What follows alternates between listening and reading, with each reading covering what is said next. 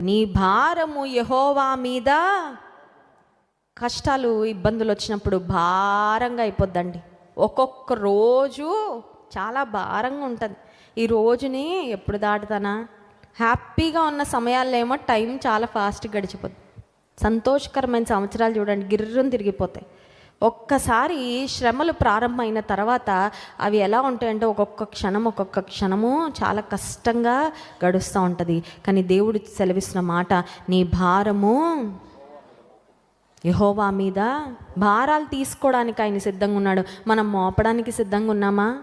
భారాలు భరించడానికి ఆయన సిద్ధంగా ఉన్నాడు. నీవు నీ భారాలు ఆయనకి ఇవ్వడానికి.